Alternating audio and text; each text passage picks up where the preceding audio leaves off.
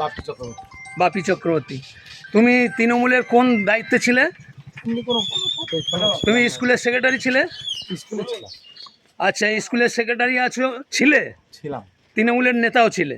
এমনি থাকতাম সঙ্গে থাকতে। বহুদিন। তা তুমি তোমার ক্ষমতা বলে ইয়ে হয়েছে। ওর বাবার কাছ থেকে আবাস যোজনার ঘর, তো আবাস যোজনার ঘরের জন্য ওর বাবার কাছ থেকে টাকা নিয়েছো। কত টাকা নিয়েছো? 2000 টাকা দিয়েছিল পার্টি অফিসে ঘর করার সময়, চাঁদা দেবো বলে হ্যাঁ। দিয়েছিল। 2000 টাকা? 2000 টাকা দিয়ে ও বাবা বললো 5000 টাকা। বললাম ঠিক আছে 5000 টাকাই, আমার ভুল ভ্রান্তি যেটাই হোক, হ্যাঁ। 5000 টাকাই পার্টি অফিসে চাঁদা দেবো বলে দিয়েছিল যখন ঘর তৈরি।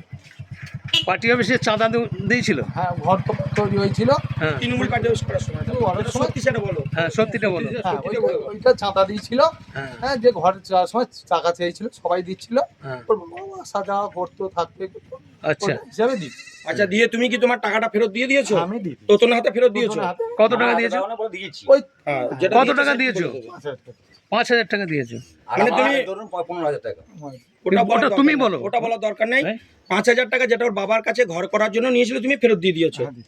যে বিজেপির কোনো লোক তোমাকে কোনো অসম্মান কিছু বলেছে? না, যাক, তুমি সন্তুষ্ট তো? হ্যাঁ, হ্যাঁ। শান্তি শৃঙ্খলা বজায় আছে তো? একদম একদম ঠিক একদম। আছে। সব ঠিক আছে।